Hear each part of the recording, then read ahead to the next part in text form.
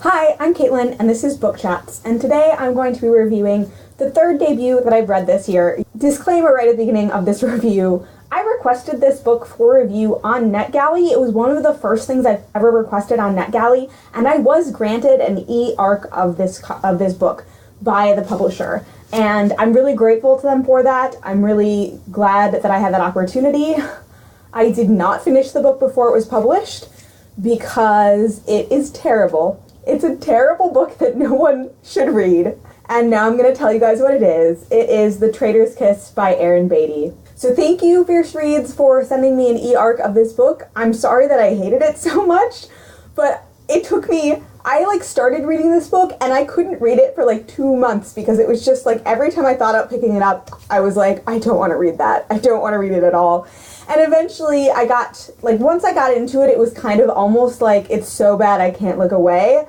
And then I started mocking it. And once I started doing that, it got a lot faster to read.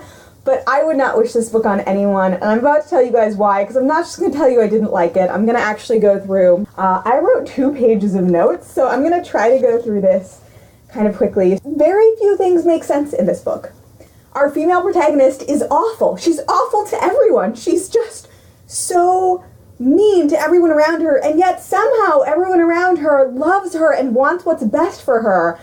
And I don't understand at all, because she just keeps being terrible to them, and their reaction is, oh, I just want you to get what's best for you. And I'm thinking, dude, if she only ever has positive consequences for her actions and she never has negative consequences for her actions, if you keep rewarding her for being mean to you, she's never gonna change. And she didn't. She didn't change the whole book. There were 2 instances where she had negative consequences to her actions, and yeah, she didn't change at all. So the book opens with her railing at her uncle. Oh, by the way, she's an orphan.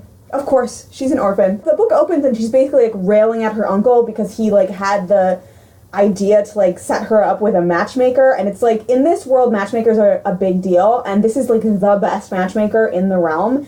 But she's pissed that he's setting her up because she doesn't want to get married and all this stuff, and her parents had a love match, and I can see her being upset about it. What I don't see is the fact that she's railing against her uncle very disrespectfully. She basically I can't even explain to you guys how mean she was, but she basically accuses her uncle of being the worst person ever. And I'm sitting there thinking oh my gosh, if he's really this bad, what is he gonna do to you? What's going on? And then she finishes, and he basically is I just want what's best for you, and this is what's best for you, and you're gonna listen to me. And it turns out that her uncle and aunt really love her and want what's best for her. And so then she goes to the matchmaker, and she immediately disrespects the matchmaker to her face, and disrespects her profession to her face, and it's just I hate you, and I hate this, and matchmaking sucks. And what is the matchmaker's response? Oh, that's okay, I want what's best for you. Can you come be my apprentice after you just disrespected my entire profession and basically called me a terrible person? What? So then, the premise of this book, how it was marketed, and I thought I would like this book, guys. I requested this book because I thought I would like it. At the beginning of this year, this is a book I was so excited to read. Because it's marketed as this book where this girl is not matchable. And I was thinking, oh, she's not matchable because, maybe she's not pretty, or maybe she just doesn't have the right pedigree, or, for whatever stupid, antiquated reason, they don't think she's matchable, but she's actually, a valuable human being because our looks and our ability to marry someone is not our value to society.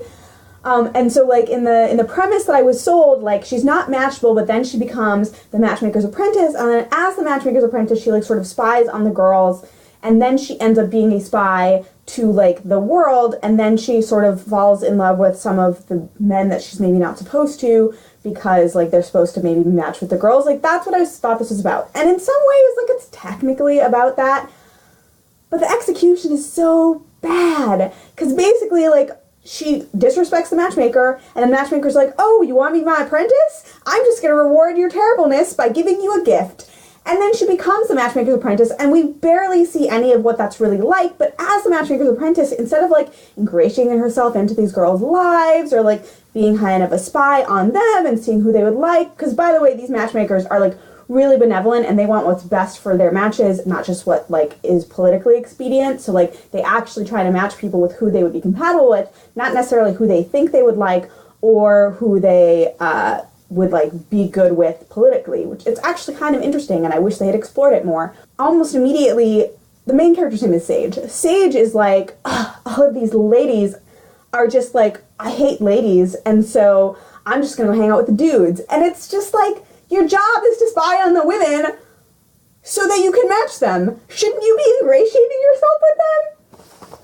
Anyway, this is like not a helpful review, so I'm gonna try to summarize for you some of the things and problems I had with this book that I haven't already mentioned, which is like, this book is full of tropes. There are so many tropes in this book, and they're not tropes done well or subverted or like a new twist on a trope. They're just like straight up the awful trope. Here is a list of some of the tropes that were in this novel. The feisty female who's not like other girls and just wants to be one of the guys. A guy who just wants to make dad proud. Lots of girl hate. So much girl hate. Please can all the girl hate die? Here's the thing about girl hate. Sometimes in a book, girl hate occurs, but it's not really girl hate because it's justified. This character has done something to this character, or this character stands for something that this character is against, or otherwise there's just like real reasons behind the conflict between women, and it's not just gender-based. On to more tropes. The protagonist magically sees what no one else does and is magically like the best at this skill that she just acquired, and like better than people who like professionally are trained to do it, which is spying. And like I can see how someone would like maybe have an aptitude for spying, but like she like goes into situations it's like, oh, she's really good at disguising herself, and she's really good at this other thing, oh, and she magically speaks multiple languages. Although that one's like a little bit justifiable because of reasons that are explained, and there's a little bit of explaining behind her like being sneaky. But like in general, she shouldn't just be magically better at everything than everyone else who's been doing it professionally for a long time. Like talent is not all, like raw talent is not really a predictor of success as much as we think it is. And it was frustrating. Oh yes, this one was right behind girl hate, my least favorite trope of the book. Girl skills, traditional feminine arts, they're stupid and boring and dumb. But manly skills, those are valuable. Those are things we want to do.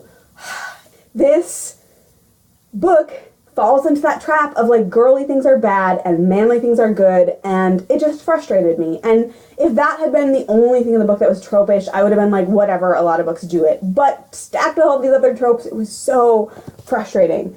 And none of this is to mention how poorly most characters are described. Like, I have barely an idea how any of these characters look and act, and this is actually relevant because there are some characters here who are described and then it sticks out a lot, and there's some characters who aren't described until the end for various reasons, and it's like, oh, now you're going to finally tell me this information that would have been relevant 8 chapters ago. One of the things that really sticks out because of this like lack of descriptions for most characters is that there are a couple characters who are described, and so in this book there's kind of like, there's a country, and that country is like friendly relations with a neighboring country, and that has another country that it's like not friendly with. So in the hierarchy of the book, the main country appears to be fairly pale-skinned. The friendly nation is darker skinned, but not the darkest skinned. I, in my head, imagine them as being like maybe like East, West, South Asian. I don't know if that's accurate. I don't know if that's what the author was going for, but I pictured them kind of as being brown. And then there is like this country that has been historically in conflict with the main nation, and that group is described as being like the darkest skinned of everyone, and having tattoos and having an accent. Like, they're very othered. And it's weird because they have such a tiny role in this book. Like, you can tell that they're just on the fringes of this book so that, like, later on in later books they can have a bigger role and do other things. But it's just weird because they're purposely othered, and they're also associated with these things that are, like, non-Western things.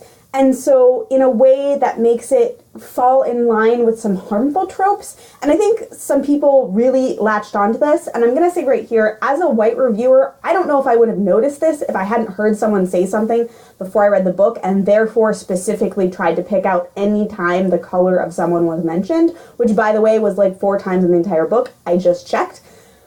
But the fact that there's so little we know about this people, except that they are the darkest skinned, they have these tattoos, they are historically the enemies of this nation, and they have accents, and like they are strange and they're othered. It just, I don't know if I reading this book would have noticed it as problematic, but it sets up the future being potentially very problematic. But you know what? I don't even care, because I'm definitely never reading any of the sequels to this book, because this book was so bad. It was so bad. By the way, forgot to mention, there's a twist 3/4 of the way through the book that is so bad.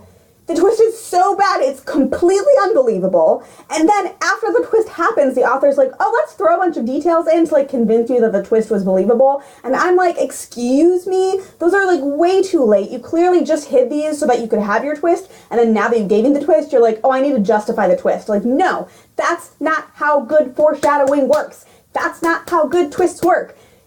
I reject that twist, and I think it's stupid. And I can't say more about it here without getting into spoilers.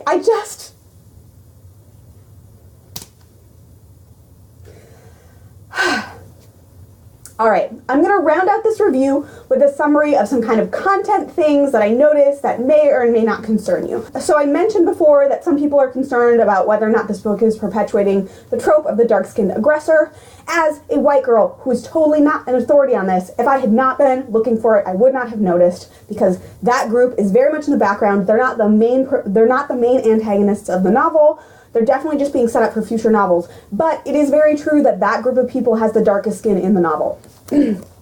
Also, a couple like high-ranking characters and more than one love interest are mentioned as having dark skin. So I think they are in that middle ground. They're not the darkest, but they're also not white. So that is something to note if that's relevant to you. One character is mentioned as having a club foot. Very briefly, it's mentioned, and then it's not really brought up again. I don't know, I'm not good enough at detecting kind of ableism to know whether or not that particular moment was ableist, but it doesn't really come up in the rest of the book, or not in a way that I noticed, so it's just a brief mention. One interesting thing that I thought was like tiny particle of redeemable for this whole book that I did think was interesting, and not a lot of books do, and I did appreciate seeing, is that there's a moment where obviously, like, there's death and violence in this book, and there's a moment one of the characters basically acknowledges that it's not just swords that kill people, but it's also ideas and strategies behind them. Like, if you are the person directing people, you can't like wash your hands completely of blood, because you are giving the orders and strategy and ideas behind what ends up killing people too. And you don't necessarily see that in a ton of books, and it was just nice to see like, hey, this acknowledged as like the person who's doing the strategy. It seems like just fun and games, but people are actually dying on the other end. So that was like the one thing that I found moderately redeemable in this terrible book. But in sum, this book is awful. It is poorly written. It's full of tropes. It might have or be setting up for very offensive or problematic tropes. And I would not recommend it to anyone, and you should definitely not read it. Thanks so much for watching, and I'll talk to you guys later. Bye!